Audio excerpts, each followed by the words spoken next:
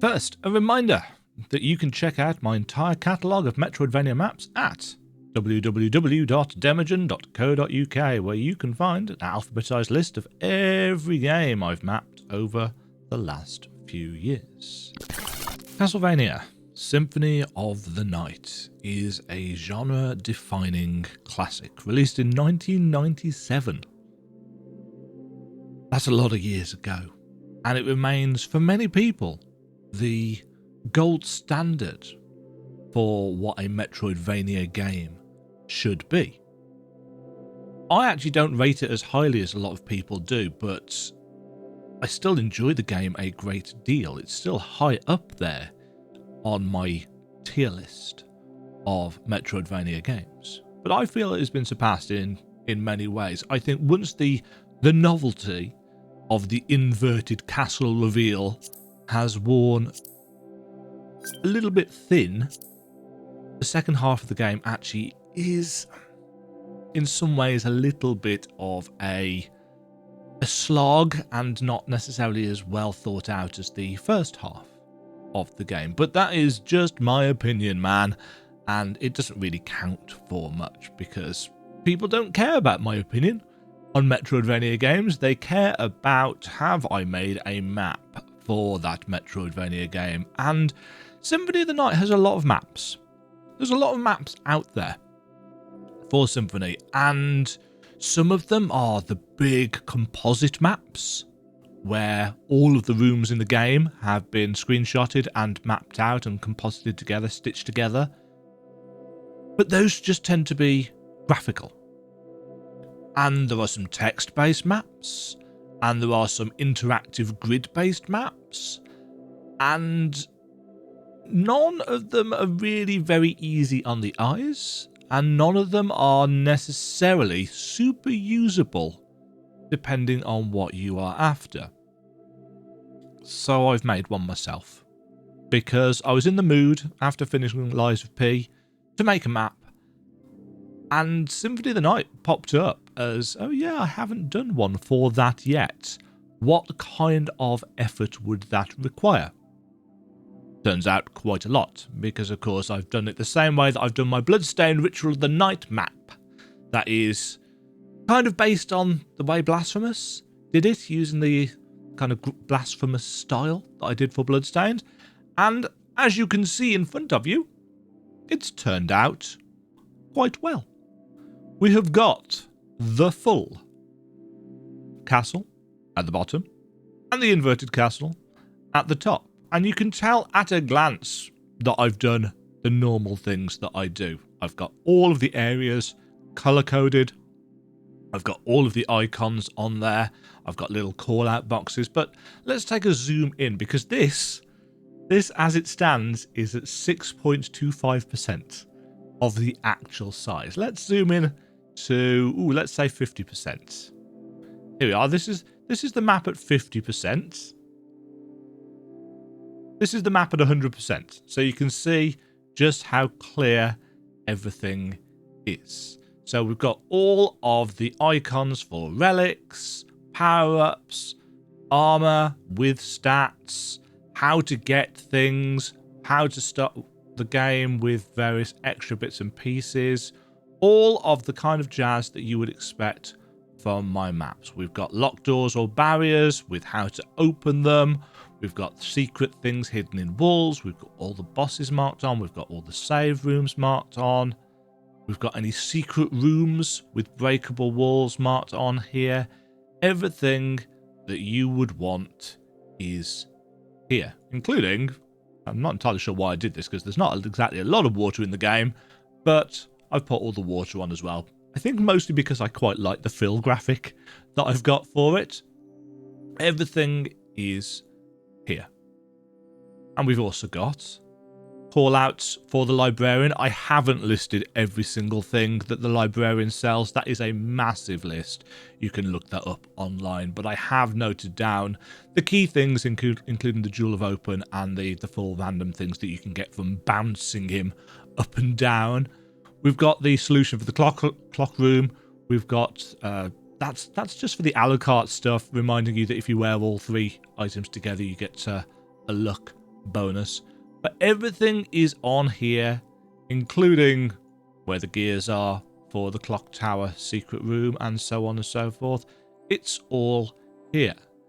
And so is the inverted castle, including all of the Vlad relics.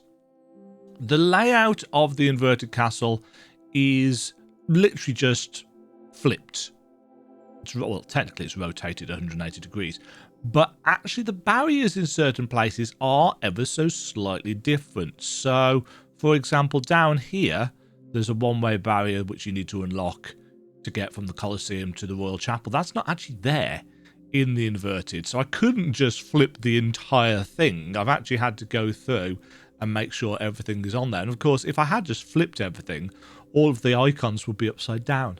So I've gone through and I've put all those in separately as well. And I think, touch wood, cross fingers, I've got everything right.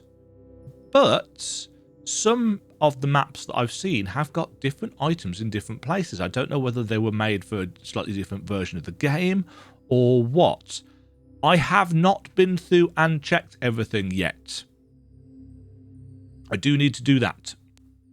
This is based on a variety of maps that other people have made and guides that other people have made. I've gone through and obviously I've put everything together myself, but the initial placements and stuff are based purely on other bits and pieces and a version, a run through of the game that I actually have recorded, but it wasn't a 203, 206%, or whatever the actual full run through of the game is. This room here is such a pain to lay things out in. I've done the best as I could with what I got picked up. But yes, everything is on here. The inverted castle is on here. And I have anticipated that because everybody loves Symphony of the Night, and not everybody is going to love this, I've decided as a little bit of a bonus treat to do this. So if you're thinking, oh, I don't like those coloured versions, it doesn't look like Symphony of the Night, well, this one does. This one has got, and it's still got the secret areas clearly marked on for you. But if you're thinking, yeah, I don't like those colours, I want it to be more like the actual game, there you go. You've got a version that's got the actual game's colours. This is technically just an overlay which I've put on. So there are a couple of issues in some places which I will fix up as and when I've got the time. But you've got the castle and the inverted castle with the original colours. The save rooms are the same colour, but the actual original colours for the warp rooms are yellow, whereas they're green in the Blasphemous Star one, because that's the colour that Blasphemous uses for them. But I think this has got everything you might want on it, depending on whichever version of the map you want to use. Original colours, classic colours. I should have called it classic colours, not OG colours. I might change that. As always, there are two different ways of getting this map. You can go to my Google Drive and find the free versions of these maps. There's one of each. They are 50% of the actual size, so they will be this size, which is still perfectly readable. They're in JPEG format because I found JPEGs, generally speaking, work better for people in terms of opening things up. So they're in JPEG. They're still pretty chunky in terms of file size. But you can just go, get them, download them.